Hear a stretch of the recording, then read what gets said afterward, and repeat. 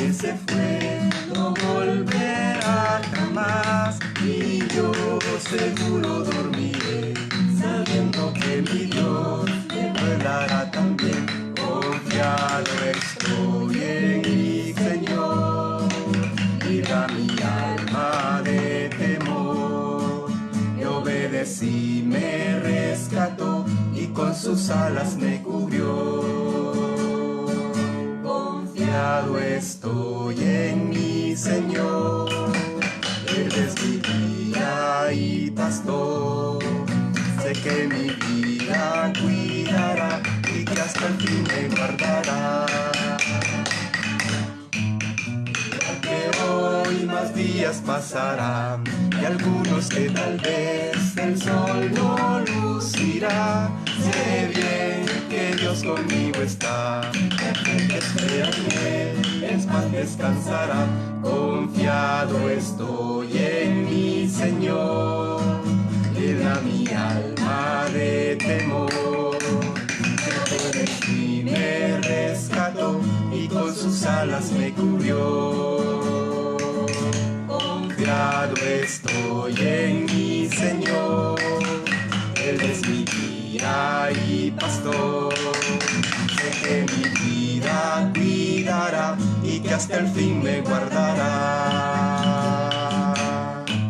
Pensando estoy, qué triste debe ser vivir sin su calor, vivir sin entender que al fin la vida acabará. Verás que andar sin Dios es solo vanidad. Confiado estoy en mi Señor, Él da mi alma de temor. Sé que mi vida me rescató y con sus alas me cubrió. Confiado estoy en mi Señor, Él es mi guía y pastor. Sé que mi vida cuidará y que hasta el fin me guardará.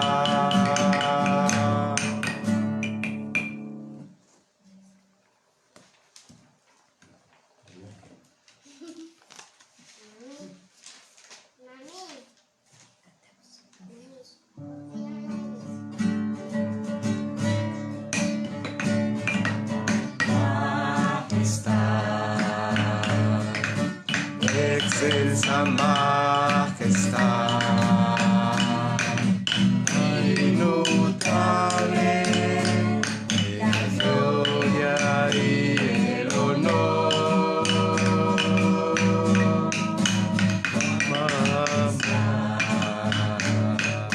Por siempre te exaltar al Salvador, digno Señor, el vencedor. Alabar y engrandecer su santo nombre. Adorar, magnificar al gran Redentor.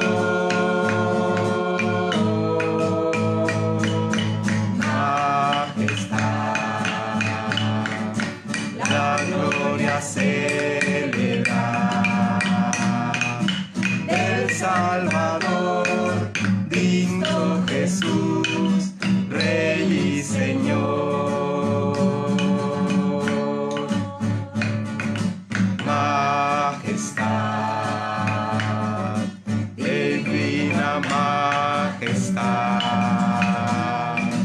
Dios eterno, Jesucristo el Señor.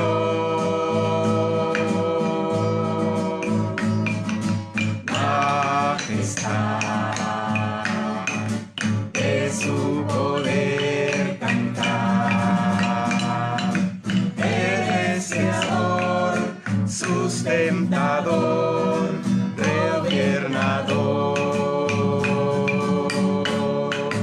Alabar, engrandecer su santo nombre. Adorar, magnificar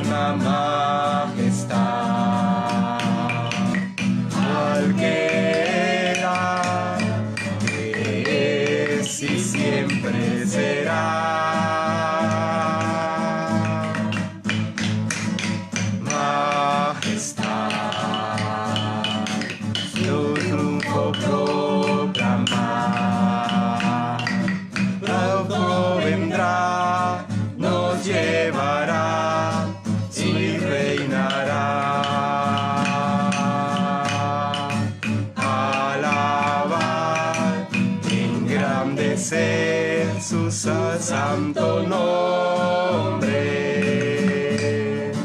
Adorar, magnificar el gran Redentor.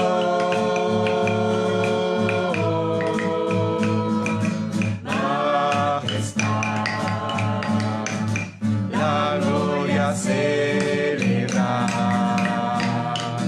El Salvador, Cristo Jesús, Rey y Señor.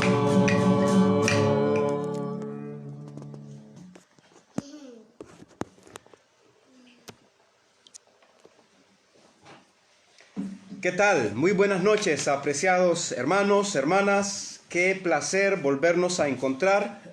Tengo mucha alegría en mi corazón de que nos volvamos a reunir, de que volvamos a conectarnos. Ya hemos entonado dos preciosas canciones que exalzan el nombre del Señor, que hablan de las virtudes del Señor y que es una alabanza que sale desde nuestro corazón. Estamos hoy a viernes o miércoles, día miércoles 29 de abril. Hasta aquí el Señor ha sido bondadoso, ha sido misericordioso, su fidelidad ha sido con nosotros. No negamos que han sido tiempos difíciles los que han pasado de aquí para atrás. Sin embargo, podemos también dar testimonio de la fidelidad del Señor, de la bondad del Señor, del cuidado que el Señor ha tenido sobre cada uno de nosotros. Y una de las bendiciones que tenemos hoy, y precisamente en este momento, es que vamos a estudiar la palabra del Señor.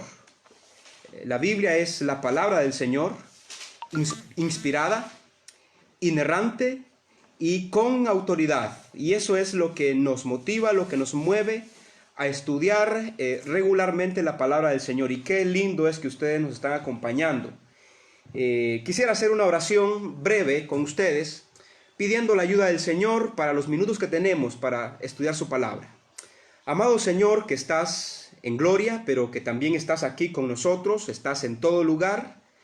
Gracias te damos porque nos regalas el privilegio de reflexionar en tu palabra, de estudiar tu palabra. Nos acercamos a ella, Señor, plenamente convencido de que es tu palabra, la que tú inspiraste, una palabra inerrante y una palabra que tiene la autoridad final para nuestra vida. Pedimos que tu Santo Espíritu nos ayude a enseñarla, a entenderla, a obedecerla, a aplicarla a nuestra vida. Así que con ese sentir, Señor, nos acercamos a ella, suplicando tu ayuda, reconociendo que solamente con la ayuda tuya podemos entenderla, aplicarla, obedecerla. Que esa palabra traiga diariamente frutos maravillosos en nuestra vida. Gracias, Señor, en el nombre de Jesús. Amén. Les animo a que busquemos, a que nos ubiquemos en la carta de Efesios, porque esa es la carta que hemos estudiado, o la que hemos estado estudiando en las últimas 2 semanas, ¿verdad? Ya estamos centraditos en el capítulo 2. Hoy vamos a terminar los versículos, vamos a estudiar en los versículos 7, versículo 8, versículo 9 y 10 del capítulo 2 de Efesios.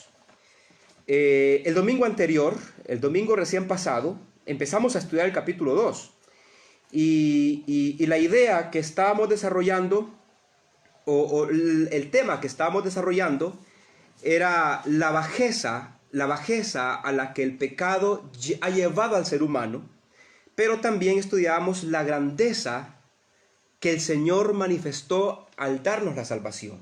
Entonces, bajeza humana versus grandeza divina. La bajeza humana causada por nuestro pecado. El pecado nos había llevado a las llanuras. El pecado nos había llevado a una situación fea, no deseada. Pero también la grandeza de la misericordia del Señor también nos otorgó la salvación. Así que en esos primeros versículos que estudiábamos del capítulo 2 de Efesios, mirábamos ese contraste entre la bajeza humana y la grandeza divina. La bajeza humana el pecado ha producido y la grandeza divina manifiesta en nuestra salvación. Lo estudiábamos en 2 partes. Primero hablábamos de la bajeza a la que el pecado ha llevado al ser humano. Y decíamos que espiritualmente nosotros estábamos muertos, lo que significaba que estábamos totalmente distanciados del Señor. También decíamos que antes de que la gracia del Señor nos recibiera como hijos suyos, andábamos en nuestros delitos y pecados. Número 3, seguíamos la corriente de este mundo. Nos sentíamos cómodos en el pecado que todo mundo cometía. Nos sentíamos identificados con los pecadores. Y número 4, vivíamos conforme a las obras malas del príncipe de la potestad del aire, ¿recuerdan?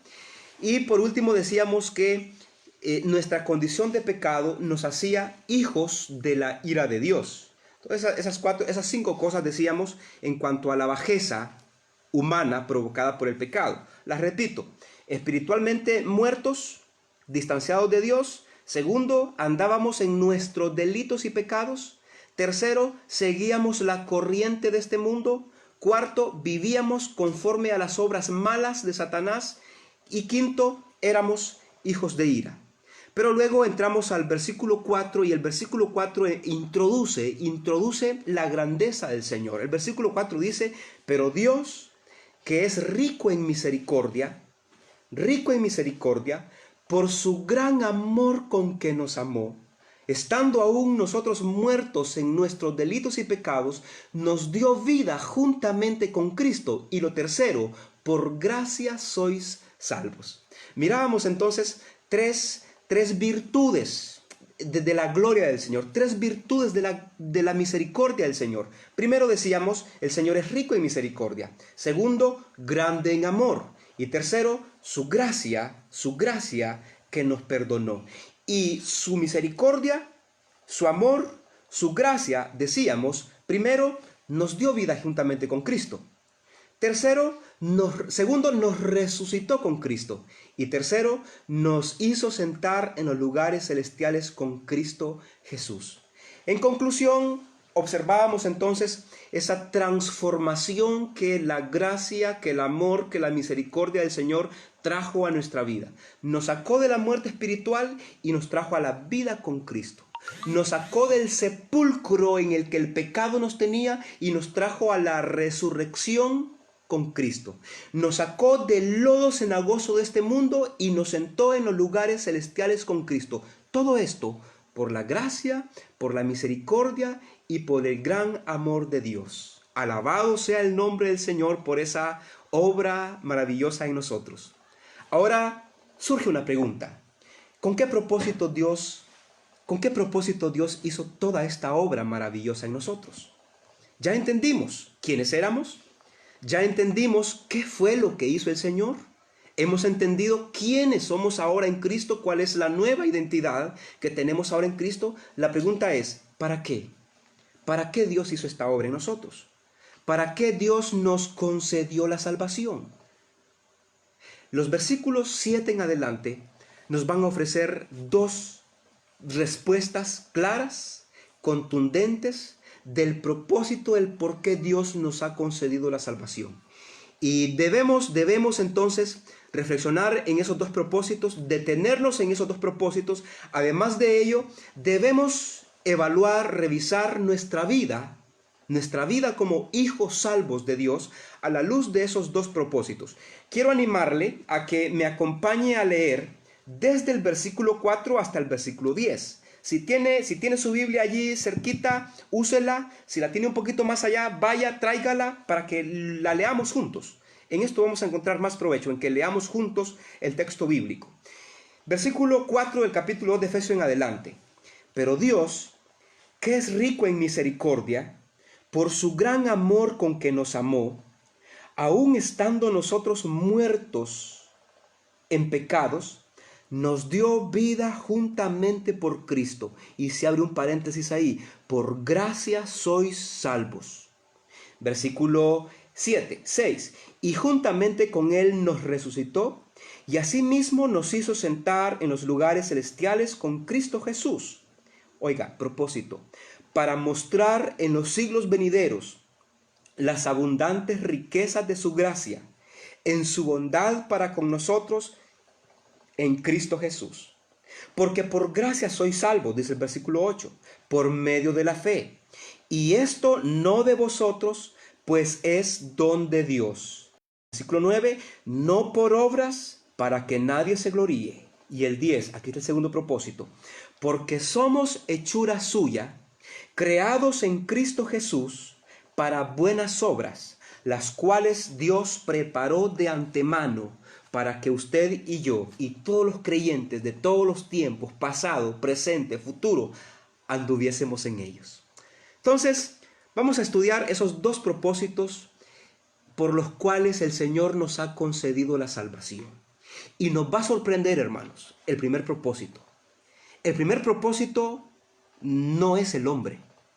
El primer propósito de Dios al darnos la salvación a los hombres, ese propósito no está alrededor de los hombres. El propósito está alrededor de Dios. ¿Sabe cuál es el propósito? Nos salvó para la manifestación de la gloria de su gracia. Ese es el primer propósito. Le leo nuevamente el versículo 7. Para mostrar en los siglos venideros las abundantes riquezas de su gracia. Dios nos salvó, nos dio vida juntamente con Cristo, nos resucitó con Cristo, nos hizo sentar en los lugares celestiales con Cristo, primero, para mostrar en los siglos venideros las abundantes riquezas de su gracia. Entonces, el primer propósito que Dios tiene al darnos la salvación es manifestar la gloria de su gracia. Mostrar que la gente pueda ver a través de nuestra salvación la gloria de la gracia del Señor. ¿Se da cuenta? Aquí los aplausos no se la llevan los salvados. Los aplausos, las alabanzas, la gloria se la lleva el Salvador. Nuestra salvación, la salvación de personas que éramos indignas de Dios, personas que éramos no merecedoras del perdón de pecados, personas que merecíamos la ira de Dios. Entonces, la salvación de esas personas lo que hace es manifestar la gloria de Dios. Y el primer propósito es que Dios quiere exhibirnos a nosotros, sus salvos, sus hijos adoptivos, sus herederos, como el trofeo de su gracia, como el diamante reluciente de su esplendorosa gracia. ¿Ante quiénes? El versículo no dice ante quiénes Dios está mostrando la grandeza de su gracia en nuestra salvación. Pero sin duda que Dios está exhibiendo su gracia ante el resto de la humanidad. Sin duda que Dios está exhibiendo la grandeza de su gracia ante los seres celestiales, como los ángeles buenos, como los ángeles caídos. Aprecian la grandeza de la gloria de Dios en nuestra salvación. Así que el propósito primero que el Señor tiene al darnos la salvación es hacer manifiesta la gloria de su gracia. He repetido esto varias veces mientras hemos estado estudiando Efesios, de que la gracia de Dios es uno de los temas sobresalientes en todos los versículos que hemos estudiado, desde el capítulo 1 hasta la parte que hemos llegado ahorita. ¿Se dieron cuenta? La gracia del Señor. Por cierto, en el versículo 6 del capítulo 1, Pablo dijo que uno de los propósitos de Dios al adoptarnos como hijos suyos era que existiéramos para la alabanza de la gloria de su gracia. La incomparable belleza de la gracia se hace visible en la salvación de personas malas como nosotros. La excelencia o la belleza de la gracia del Señor se hace visible en la salvación de aquellos dos ladrones en la cruz, o de un ladrón en la cruz, ¿recuerda? La belleza de la gracia del Señor se hace manifiesta en la vida o en la mujer de aquella persona que tenía una vida oscura, una vida en las tinieblas, una vida perdida totalmente. Allí se hace visible la belleza de la gracia del Señor. Pero no tenemos que irnos lejos. La belleza de la gracia del Señor se hace visible en la salvación suya y en la mía. Que por muy buenos que nos hayamos considerado, Dios no nos consideraba buenos ni merecedores de nada bueno. Éramos malos, totalmente malos ante Dios. Y Dios dice, a pesar de que están muertos en sus delitos y pecados, vamos a manifestar la gracia en ellos. Y cuando Dios nos salva, nos convertimos en esa manifestación de la gracia del Señor. Así que lo primero que Dios busca en nuestra salvación es su propia gloria. Mire, no era primero rescatarnos del infierno, era mostrar su propia gloria. Para algunas personas podría parecer que esto es algo frío y egoísta de parte de Dios. Hacernos un favor a nosotros para buscar su propia gloria. Pero no lo es, no lo es. ¿Sabe por qué? Porque en este trozo bíblico que hemos leído ahorita y en otros que escribió el apóstol Pablo, la gloria del Señor, la gloria que el Señor busca al salvarnos, no es una gloria que está desligada de nosotros. No es una gloria que esté divorciada de su bondad para con nosotros. Al contrario, es una gloria unida a su bondad, la que nos ha dado su salvación. Por eso el versículo 7 dice, para mostrar en los siglos venideros las abundantes riquezas de su gloria, en su bondad. Gloria de Dios, bondad de nosotros. Así que cuando Dios busca nuestra salvación, entonces está buscando su gloria. Pero al buscar su gloria, muestra su bondad para con nosotros, dándonos la salvación. Entonces, Efesios es un ejemplo, una muestra de una combinación extraordinaria, desbordante de la gloria de Dios y de su tierna condescendencia hacia el ser humano que no es digno de él. Gloria de Dios y la tierna condescendencia de Dios para con nosotros. Entonces, en nuestra salvación, hermanos, ocurren dos cosas. Primero, y por un lado, la gloria de Dios es puesta en exhibición en nuestra salvación. ¿Ya?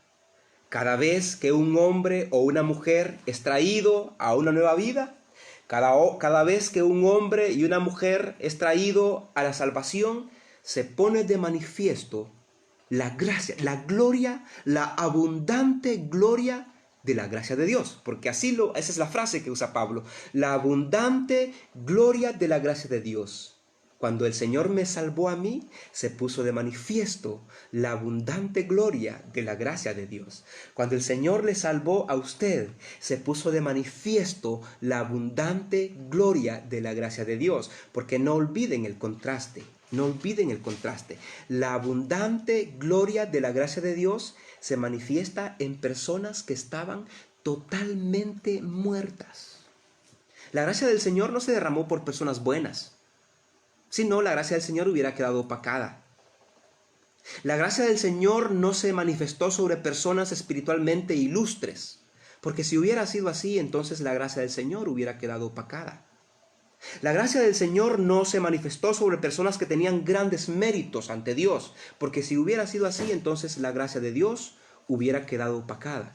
Pero la gracia del Señor se manifestó sobre personas que estaban muertas en sus delitos y en sus pecados. Y es ahí entonces donde se mira magnífica la gracia del Señor.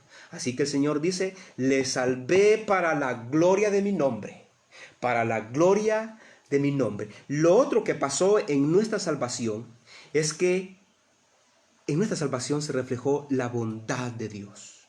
Misericordia y bondad. Gloria de Dios y bondad de Dios manifestada para con nosotros. Al salvarnos, Dios nos convierte en sus relucientes joyas. Esos somos, hermanos, relucientes joyas de la obra del Señor, porque nos salvó. Al salvarnos, Dios nos convierte en sus relucientes joyas. Pero los alabados, en este caso, no son las joyas. No son los salvados. Los alabados, en este caso, es el Salvador. Es la alabanza de su gracia. Y por toda la eternidad, hermanos, seremos exhibidos como monumentos de la maravillosa gracia del Dios nuestro. Usted y yo somos monumentos de la gracia del Señor y vamos a ser manifestados por toda la eternidad. Dice, vuelvo a leer el versículo 7, dice, para mostrar en los siglos venideros. ¿A qué siglos venideros o a qué tiempos se está refiriendo el apóstol Pablo cuando habla de los siglos venideros? ¿En qué siglos venideros es que el Señor va a manifestar las abundantes riquezas de su gloria a través de nuestra salvación? ¿Cuándo? Algunos creen que los siglos venideros se refieren a los tiempos después de la segunda venida de Jesucristo. Pero la mayoría de estudiosos, de expertos, de conocedores de la Biblia, creen que los siglos venideros empiezan en el preciso momento en que el Señor nos concedió la salvación. Y que es a partir de ese momento que el Señor nos exhibe como la manifestación de la riqueza de su gracia. Y desde entonces, desde que han empezado a recibir la salvación, hombres y mujeres, desde ese entonces el Señor está manifestando ante los seres angelicales, ya sean ángeles buenos, ángeles malos, ante la humanidad. Y como dice Pablo, lo que está en el cielo, en la tierra y debajo de la tierra, ante ellos, el Señor ha estado manifestando las abundantes riquezas de su gracia a través de mi salvación y de su salvación. Entonces, el primer propósito que Pablo menciona que hay en la salvación que nosotros hemos recibido es para la alabanza de la gloria de la gracia de Dios. La gracia del Señor es reconocida. La gracia del Señor es aplaudida. Dios es adorado, es reconocido por su gracia mostrada a seres pecadores.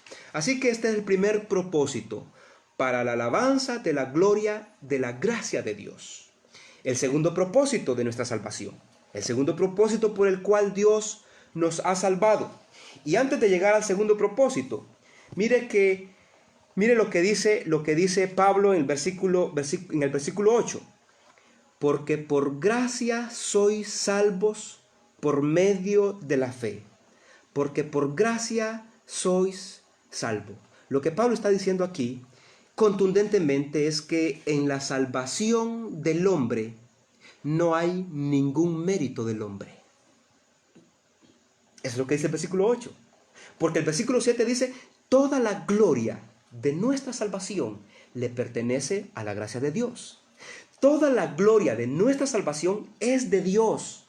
Y para dejar ese concepto claro, que por gracia sois salvos. Lo que significa es, la salvación de ustedes es producto únicamente de la gracia de Dios.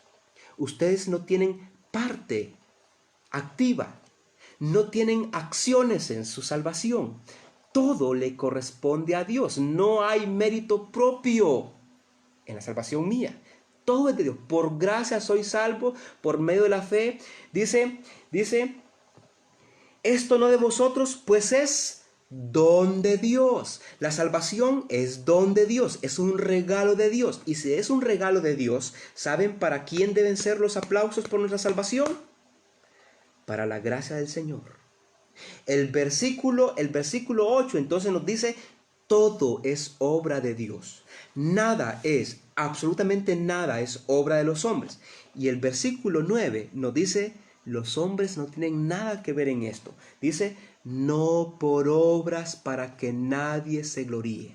Antes había una frase en el versículo 8 que decía, y esto no de vosotros. La salvación no la obraron ustedes. Ustedes no hicieron nada para salvación. Aún hasta la fe que tuvieron, la gracia del Señor la produjo. Nada, no, y esto no de vosotros. Y la otra parte dice, no por obras, para que nadie se gloríe. Hermanos, ningún hombre, ningún ser humano del pasado, del presente y del futuro merece la alabanza por nuestra salvación.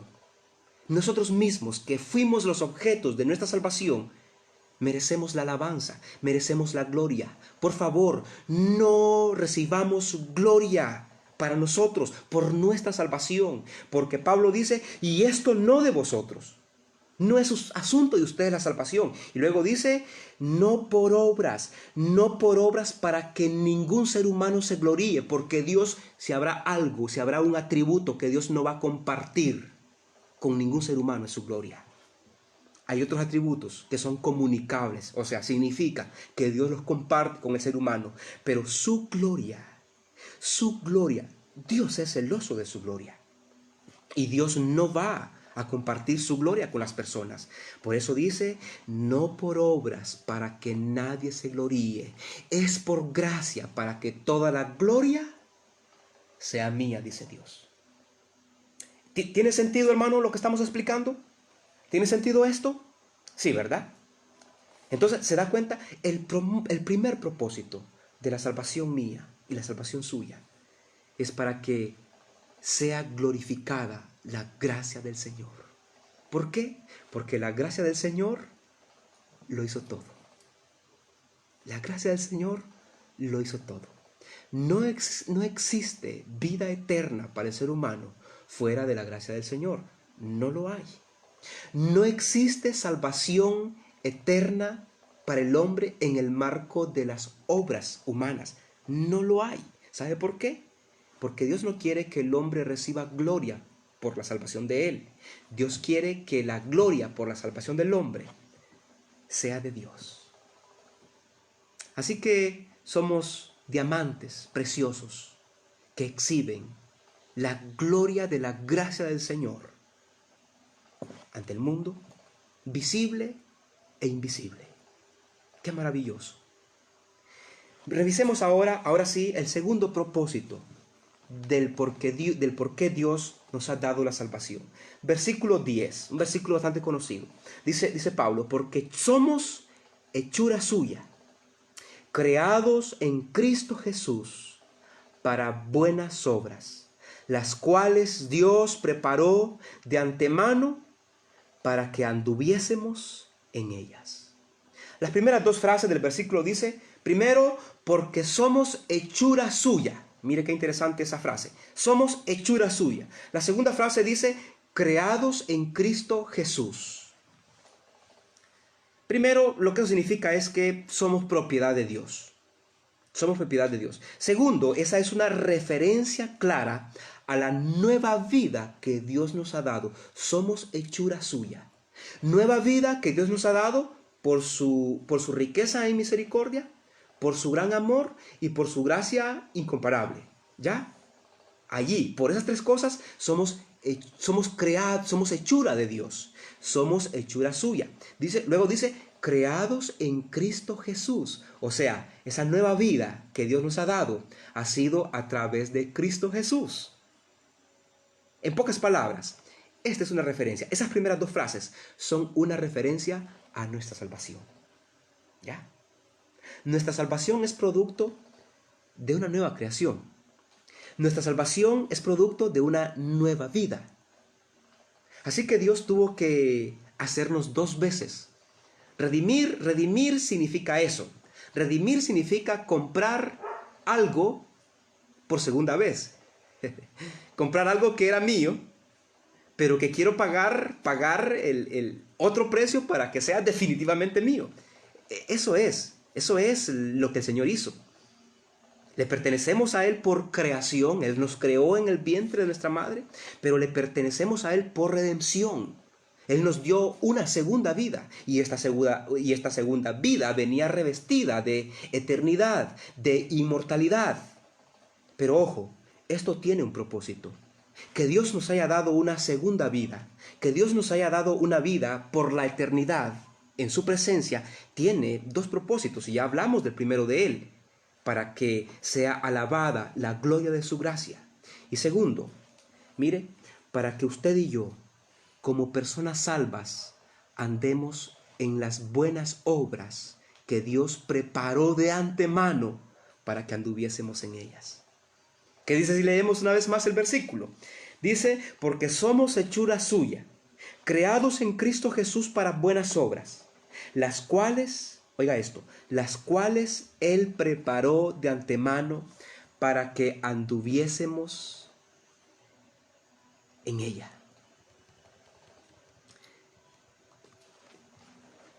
Las buenas obras. Dice Pablo que Dios preparó en el momento de nuestra salvación, Él también preparó buenas obras. Y esas buenas obras son el camino por el que debemos andar. ¿Se dio cuenta la última frase? Para que anduviésemos, para que caminásemos en ellas. ¿Cuáles son esas buenas obras que Dios ha preparado? Esas buenas obras tienen que ser el fruto de nuestra fe. Deben ser el fruto de una fe viva en la persona de Jesucristo. Las buenas obras son el fruto de una mente renovada, el fruto de un corazón agradecido. Las buenas obras son el fruto de una voluntad rendida a Dios. Y Pablo dice, esas buenas obras Dios las preparó de antemano para que usted y yo anduviésemos en ellas. Este es el segundo propósito de nuestra salvación, para que andemos en buenas obras. Significa entonces que el caminar del creyente en esta tierra es el caminar en las buenas obras que Dios ha preparado. Antes, ¿recuerda quiénes éramos antes? Efesios 2.1 y Efesios 2.4, 2.5. ¿Recuerda quiénes éramos antes? Personas muertas en nuestros delitos y pecados. ¿Sabe en qué obras caminábamos antes? Antes que estábamos muertos en nuestros delitos y pecados, ¿sabe en qué obras andábamos? Andábamos en las obras malas, en las obras reprobadas por Dios, en las obras estimuladas, impulsadas por Satanás mismo, por el príncipe de la potestad del aire. Esas eran nuestras obras, las obras malas, obras que Dios nunca preparó para el ser humano, pero en esas obras malas andábamos. Luego que Dios nos salvó, se nos cambió el camino, se nos cambió el sendero, se nos cambió nuestro modo de vivir. Ahora debemos andar en buenas obras, en buenas obras. Entonces este verso presenta nuestra salvación como un hecho real. Por lo tanto, las obras en las que debemos andar no son obras meritorias, que ese es un punto que debemos entender en este versículo. En este versículo se presenta nuestra salvación como un hecho real, no como una promesa, no como algo que podría ocurrir, sino como algo que ya ocurrió. Somos hechura suya, creados en Cristo Jesús. Esas dos frases presentan la salvación en nosotros como un hecho real. ¿Estamos de acuerdo? Por lo tanto, las obras en las que debemos andar no son obras meritorias para la salvación, porque ya estamos salvos. Ya no necesitamos hacer absolutamente nada porque ya somos salvos. Así que las obras que Dios ha preparado no es para agregar convicción, seguridad, firmeza, garantía a la salvación, sino es porque ya somos salvos. Porque ya somos salvos. Y quiero concluir el estudio bíblico de hoy. Y en el camino de esta conclusión quiero hacer algunas referencias a asuntos prácticos en cuanto a estos dos propósitos que hemos visto. Dos propósitos de nuestra salvación. Primero, la alabanza de la gloria de la gracia del Señor. Ninguno de nosotros debe recibir aplausos, ni alabanza, ni adoración por nuestra salvación. En todo caso, a quien debe glorificarse es al que derramó, al que mostró su gracia sobre nosotros. ¿Se da cuenta? Por eso el Señor dijo, no por obras, para que ningún ser humano se gloríe, sino por gracia, para que la gloria sea al dador de la gracia. Segundo propósito, para que andemos en buenas obras.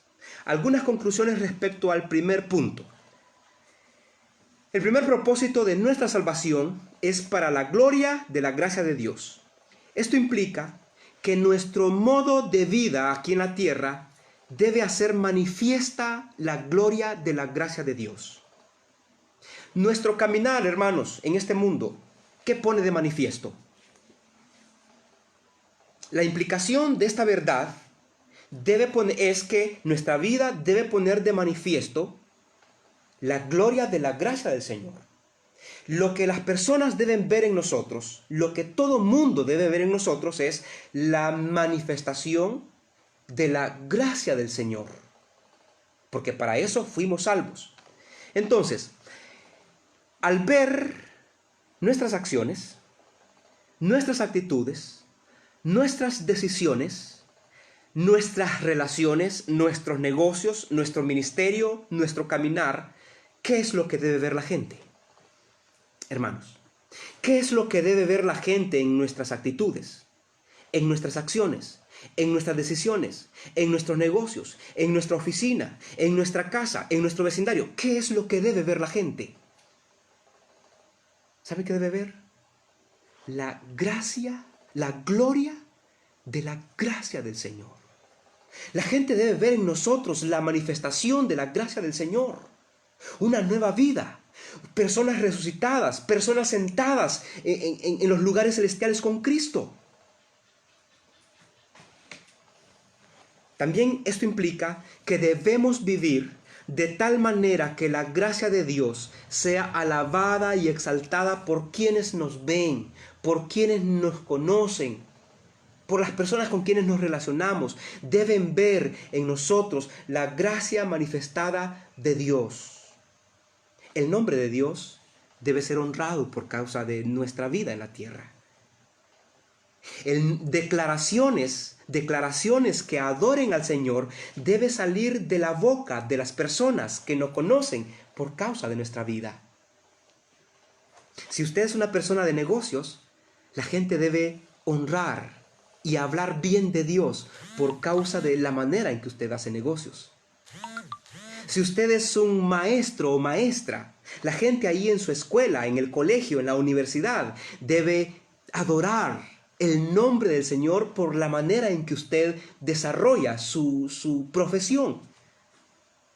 Su esposa debe adorar al Señor por causa de la gracia manifestada en su vida como esposo o como esposa o como hijo. ¿Entiende? Eso significa que nuestra salvación es para la alabanza de la gloria, de la gracia de Dios. El segundo propósito de nuestra salvación es para que andemos en las buenas obras que Dios ha preparado de antemano. Todos nosotros quizás recordamos lo que dice Gálatas 5, 22 y 23. Mas el fruto del Espíritu es amor, gozo, paz, paciencia, benignidad, bondad, fe, mansedumbre, templanza. Eso es el fruto, que primero debe ser una manifestación interna o una realidad interna del creyente. Allí internamente en usted debe estar desarrollado este fruto. Amor, gozo, paz, paciencia, benignidad, bondad, deben estar desarrollados ahí en su interior. Debe haber esa riqueza dentro de usted. Pero también estos son frutos para ser manifestados externamente. Nuestras buenas obras entonces están relacionadas al fruto del Espíritu Santo. Como es nuestro amor hacia las personas, como es nuestra bondad, nuestro dominio propio, nuestra mansedumbre en relación con las personas, en relación con nuestras buenas obras. Las buenas obras, oiga esto, voy a decir 3 cosas importantes. Las buenas obras son el bien que podemos hacer en relación a las necesidades materiales de las personas. Primero, las buenas obras son el bien que podemos hacer en relación a las necesidades materiales de las personas. Por ejemplo, auxiliar a una familia que en este tiempo de crisis tiene carencia de alimentos. Es una obra genial, es una buena obra que Dios preparó para que anduviésemos en ella. El hacer bien, el bien físico a las personas. Pero también las buenas obras que Dios preparó son el bien que podemos hacer en relación a las necesidades espirituales. En este tiempo de crisis, llamar a un amigo, a una amiga, a un hermano, hermana en Cristo, decirle: hermana, quiero leer este pasaje para que usted encuentre fortaleza en su vida, quiero orar por usted. Esa también son las buenas obras que Dios preparó de antemano para que usted anduviese en ellas. Pero también las buenas obras son lo bueno que nos corresponde hacer cada día en relación a nuestra vida personal. Hemos dicho tres cosas. Las buenas obras son el bien que hacemos en relación a las necesidades materiales de una persona.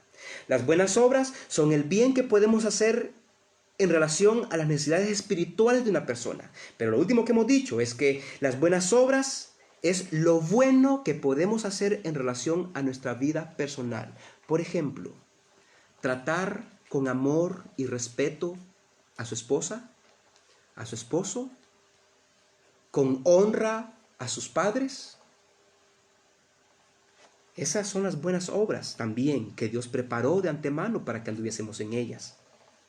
O manejar nuestra vida sexual, usted como hombre y como mujer, manejar nuestra vida sexual con pureza y santidad, por ejemplo, también es parte de las buenas obras que Dios preparó para que anduviésemos en ellas. Así que el segundo propósito de nuestra salvación es que andemos en las buenas obras que Dios preparó de antemano. Y le mencioné tres direcciones en cuanto a las buenas obras. El bien que podemos hacer a la persona que necesita una ayuda física, el bien que podemos hacer a una persona que necesita ayuda espiritual y lo bueno que podemos hacer en relación a nuestro carácter como hijos de Dios. Apreciados hermanos,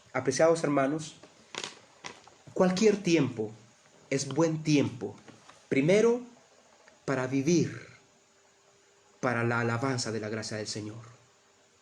Y cualquier tiempo es bueno para vivir en las buenas obras que Dios preparó de antemano para que usted y yo anduviésemos en ellos. ¿Sabe algo? Las malas obras ya no son para nosotros. Las malas obras es asunto de nuestro pasado. Las malas obras eran en aquel tiempo de Efesios 2:1. Estabais muertos en vuestros delitos y pecados. Ahora no, ahora vivimos con Cristo. Hemos sido resucitados con Cristo y estamos sentados en lugares celestiales con Cristo. Ahora corresponden las buenas obras. ¿Qué le parece? ¿Cómo evalúa su vida entonces a la luz de estos dos propósitos de su salvación? ¿Es usted un trofeo en su casa? ¿Un trofeo en su vecindario? ¿En su trabajo? ¿Donde esté? ¿Es un trofeo de la gracia maravillosa de Dios? Debería serlo. Si no, haga los ajustes necesarios en su vida. Pida perdón a Dios porque posiblemente por causa suya muchas personas han blasfemado el nombre del Señor. Posiblemente por causa suya muchas personas no han deseado entregar su vida a Jesús. Quizá por causa suya muchas personas han hablado y han maldecido a la iglesia y usted se congrega. Pida perdón a Dios. La idea de Dios al salvarnos no era esa, sino lo contrario. La idea era que nosotros fuéramos la manifestación de la gloria, de la gracia del Señor.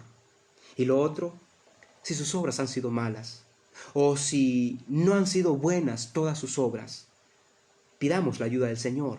Así como el Señor preparó las buenas obras para que anduviésemos en ellas, también puede prepararnos a nosotros para que andemos sin mayor dificultad en las buenas obras. En esas tres direcciones que le mencioné, en hacer el bien físico, el hacer el bien espiritual en relación a otras personas, pero hacer lo bueno en relación a nuestro carácter. Amados hermanos, adelante. No olviden estos dos propósitos de su salvación. No lo olviden. No lo olviden. Muchas gracias por su atención a este estudio de la palabra. Y siempre los miércoles apartamos unos minutos extras para orar. Y algunos escribieron aquí, me mandaron algunas peticiones al WhatsApp por las que quiero que oremos. Y le pido a usted que nos tenga un poco de paciencia. No se nos vaya ahorita. Si nos ha acompañado en este estudio, también acompáñanos en este tiempo de oración. Vamos a hacer tomar un tiempo de oración breve en la que queremos interceder por algunas necesidades. Si usted quiere expresarnos alguna petición para que oremos juntamente con usted, escríbala en un comentario y yo voy a leerlo luego. Escríbalo por allí y luego yo voy a leerlo aquí en vivo para que oremos. Y quiero recordarle esto. Yo no tengo un privilegio sobre usted en cuanto a mis oraciones. No significa que mis oraciones son más efectivas que las suyas. Cuando yo le digo quiero orar por usted, lo que le estoy diciendo es quiero acompañarlo. Porque tanto sus oraciones como las mías son tan eficientes ante el Señor, sobre todo cuando las presentamos conforme a su voluntad. Así como yo soy un sacerdote que tengo acceso a Dios, también usted es un sacerdote que tiene acceso a Dios. Cristo nos hizo sacerdotes, real sacerdocio somos nosotros, dice Pedro, así que podemos presentarnos personalmente al Señor, pero yo quiero acompañarle. Y aquí hay una comunidad conectada que queremos orar por su petición. Si usted tiene la libertad de escribirla, escríbala, y después de orar por estas peticiones, oramos por la suya. Señor amado, en esta noche estamos agradecidos porque nos has permitido reflexionar en tu palabra. Y personalmente tu palabra ha dejado desafíos grandes en mi vida en este momento, como el vivir de tal manera que tu nombre sea glorificado donde yo esté. El vivir de tal manera que las personas alaben tu nombre por causa de mi vida. Quiero mejorar eso, Señor. Tú sabes que estoy lejos de la perfección en ese tema. Estoy lejos del ideal en ese tema. Pero con tu ayuda, Señor, voy a lograrlo. Y con tu ayuda, mis hermanos que han participado en este estudio, también vamos a lograrlo juntos, Señor. También te damos gracias porque has creado buenas obras desde antemano para que nosotros hoy andemos en